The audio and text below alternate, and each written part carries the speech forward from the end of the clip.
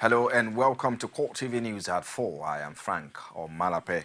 The United Nations has commended members of the political class for the matured way they handled the postponement of the general elections. Special representatives of the UN Secretary General Mohammed IBN Chambers told State House correspondent after meeting with President Goodluck Jonathan that the international community was glad that the decision did not lead to a political crisis.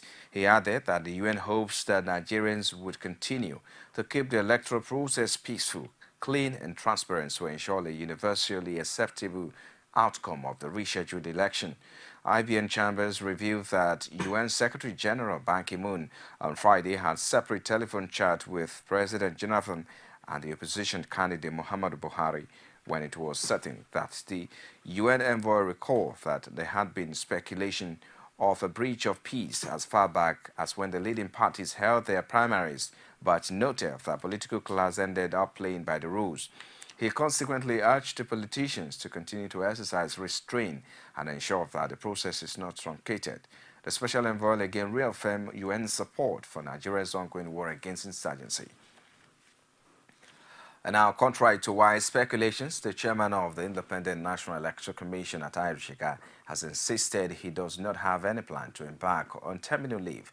And in response to substantiated reports that the INEC boss is set to embark on compulsory terminal leave, March 1st, his chief press secretary Kayode Idowu denied this in a statement, saying his boss was busy preparing for the conduct of the elections. Idowu, in an interview on a TV program monitored in Lagos, insists Jega's appointment was not guided by civil service rules and will serve until the end of his tenure on June 30. He says the postponement of the elections is to make INEC better prepared for the elections scheduled for March 28 and April 11. Idowu also denied the report that Jega has resigned his appointment due to pressure from the presidency. In a similar development, the minority leader of the House of Representatives, Femi Gbajambiamila, says Jega could not be asked to go on a terminal leave because he was not a civil servant.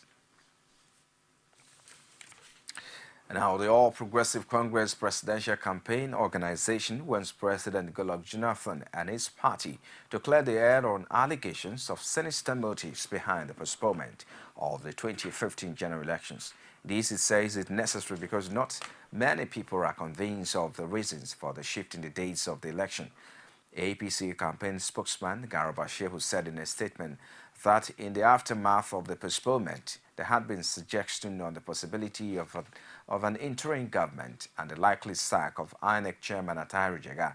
The party wondered why the National Security Advisor Sambo Dasuki recently went to Chatham House in the UK to call for election postponement. It also expressed concerns at his claims that Boko Haram will be crushed within 6 weeks. And now the ruling People's Democratic Party is insisting that poor preparation by the Independent National Electoral Commission is the real reason behind the postponement of the elections. PDP also said that, like the All Progressive Congress, it was frustrated by the development having traversed the whole country on campaign. The Director General of the party's campaign organization, Amadou Ali, said at a news conference in Abuja that the shift in date is clearly meant to save INEC from national embarrassment. The former PDP chairman argued that aside from millions of permanent voters' cards which have not been distributed, there are issues with card readers and ballot papers. Be possible to have a credible election when millions of Nigerians are disenfranchised because of lack of permanent voters' cards? There are also reports that the PVC readers are not fully distributed and tested. How can INEC handle cases of faulty card readers, especially in remote areas? Do they have a credible plan B in situations where voters are lined up and the card readers refuse to work? Ballot boxes are reportedly inadequate. Adequate training of staff for the election had not been concluded, and other problems facing INEC. Quite clearly, the shift in election date is meant to save INEC from monumental embarrassment. I would like to reiterate that the PDP is ready for the election. Meanwhile, the People's Democratic Party Presidential Campaign Organization has denied that the general elections initially scheduled for February 14 and 28 were postponed principally because of Boko Haram insurgency in the northeast. Spokesman for the campaign team, Femi Fani-Kayode, insisted that the decision never emanated from the Jonathan administration but from the Independent National Electoral Commission as a result of logistic challenge. He made this known during a brief one-on-one interview session with British Broadcasting Corporation African Service. He argued that INEC agreed to shift the dates because many eligible voters in Nigeria had yet to get their permanent voter cards. Fani Kayode explained that Boko Haram became part of the problem for postponing the elections because the service chiefs suggested that they could not guarantee security during a nationwide election and at the same time focus on the task of flushing insurgents out of the northeastern part of Nigeria. And whether the PDP will support any further postponement if the military failed to effectively contain the insurgents. Fani Kayode simply said the constitution has limitations on the number of days elections should hold before the handover. Former Information Minister and Governorship candidate of the All Progressive Grand Alliance in Nasarawa State, Labra Mako, is convinced that President Goodluck Jonathan will win the March 28th presidential election. This, according to him, is because elections are not won on the pages of newspapers or in the social media. Marco said at a news conference in Abuja that the reality on the ground across the country is different from propaganda on non-performance. He also threatened legal action against people behind claims that he had accused the president of encouraging insurgency in the country. As I campaign for the president around Nasarawa State, I see that there is a wide gap between the stories in the social media and the regular media and what my people are thinking. And that's why I say the silent majority will shock you on March 28. You know, whereas when I open newspaper pages and look at the social media, it looks, you know, the President Jonathan as a monster. You know, but as I go around to the villages and places to campaign for the president, there is loud ovation, and I can tell you, in Nasarawa State, the president is going to win this election by a wide margin. But in my own right, as a citizen and leader in Nasarawa State, I believe that I'm better than all the candidates put there together, and that the people of Nasarawa State will overwhelmingly vote for me on April 11 to give journalists 1 out of 36 states. Not because I'm a journalist.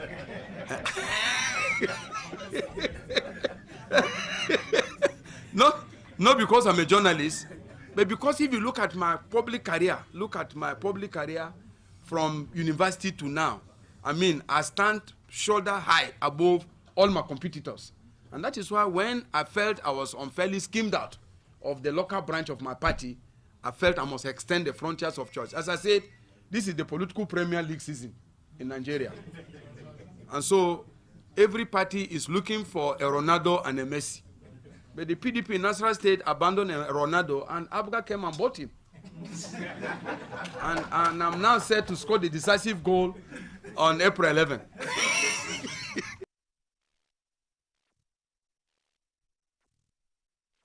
Associates of the national leader of the All Progressive Congress, Bola Tinubu, have raised an alarm on the presence of soldiers in the vicinity of his Lagos residence in the last 3 days.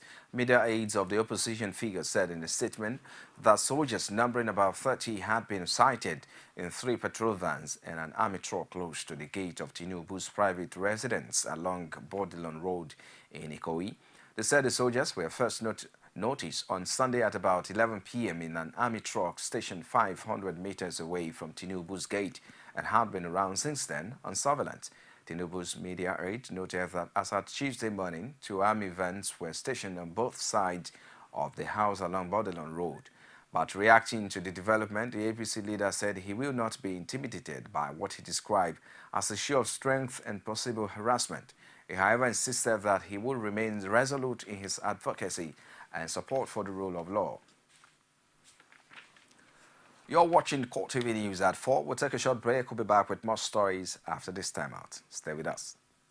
Every day, every hour, and every minute, news break in Nigeria. Things happen so fast, it's most times difficult to track and comprehend them. But that's what we do right here on Digit 360. 2015, would you want to come back again? It's like asking Jesus Christ if he knew he was going to die, will you want to come back as the savior of the world again? We do not just help you track the stories, we break them down, explore all the angles, analyze the issues so that you can fully comprehend the stories and use them to make the right decisions.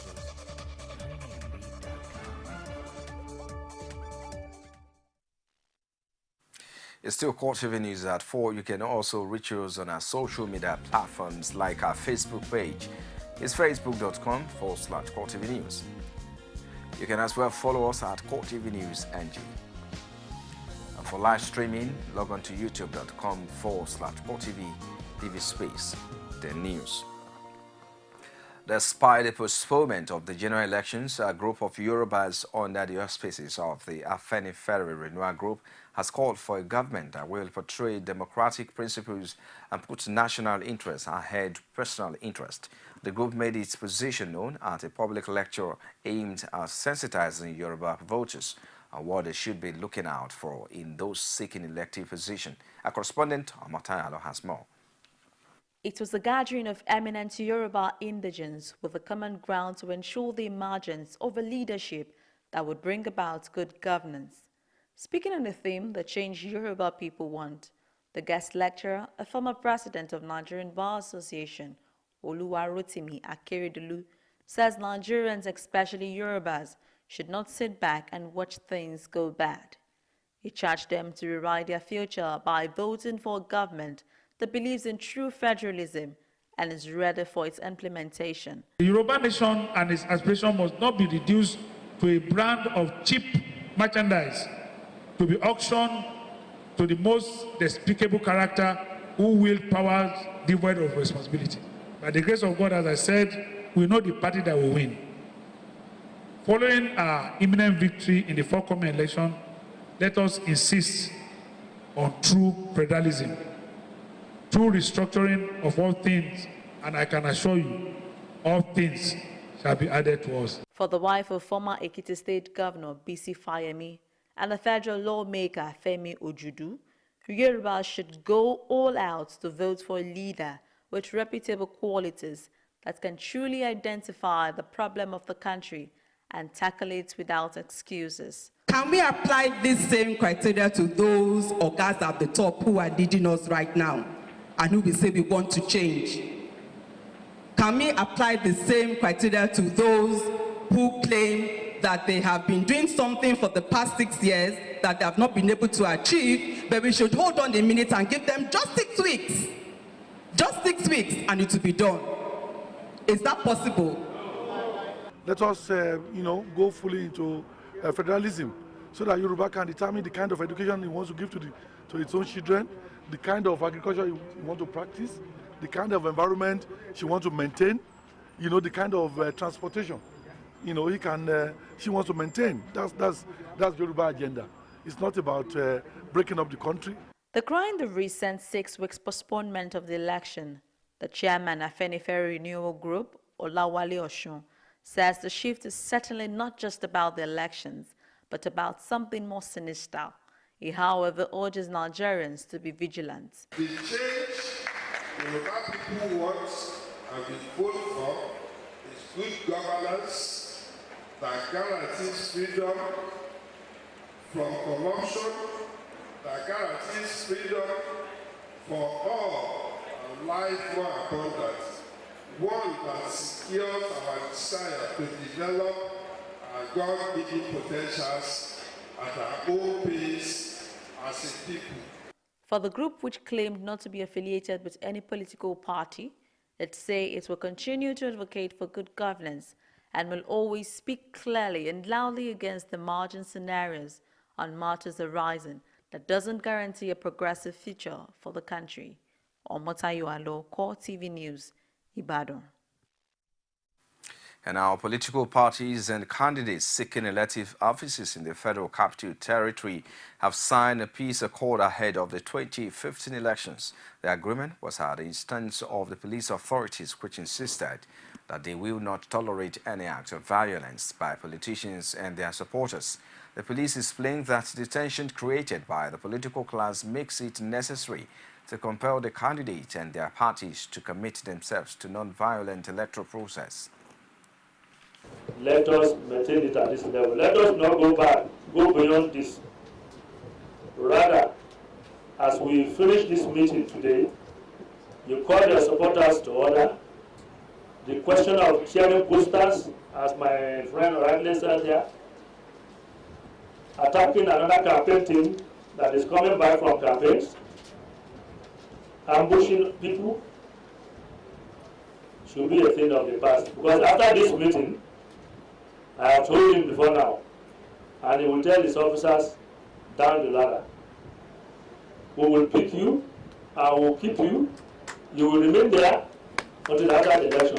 I want to urge the people who are traveling and running back home to stay back in the FCT and stay back in every part of Nigeria. I think that by the grace of God, there will be peace.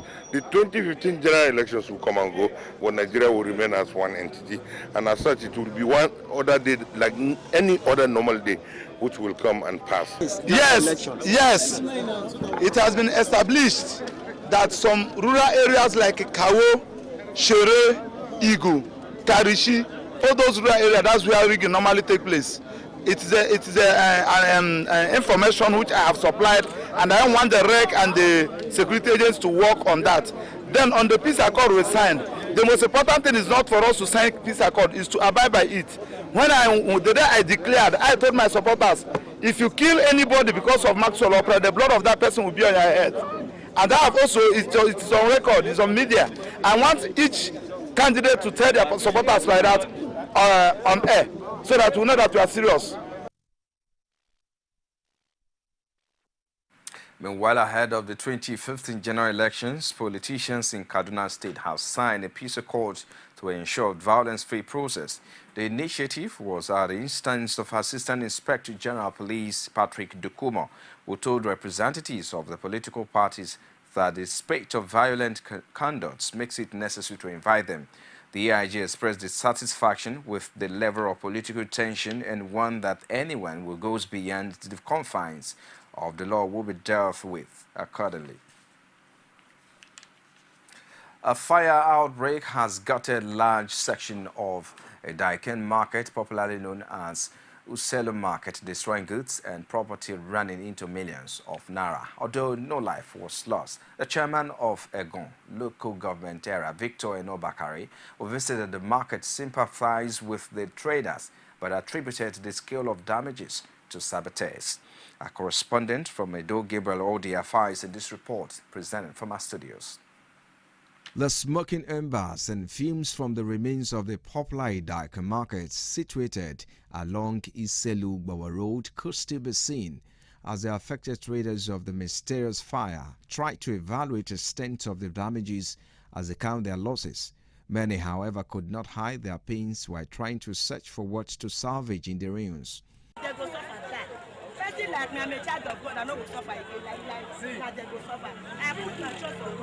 The chairman of the Egon local government area, Victor Enobakari, who was at the scene to sympathize with the aggrieved traders, blamed the source of the fire to saboteurs. I want to say this is an act of sabotage. The area involved do not really have electricity because they don't sell at night. They close as early as 7 o'clock, they are gone. They do not stay in the market till 7 o'clock, not to talk of setting up a fire or putting up electricity. They do not have it. I think some persons did this to probably discourage the council from going ahead to build the market. We must build the market. There's no going back about it. Sympathizers will troop in to help include members of the Civil Defense Corps who were on ground to render assistance. Some eyewitnesses affirmed that the fire, which started at about 8 p.m. last night, was put out by men of the Edo State Fire Service and Nigerian soldiers.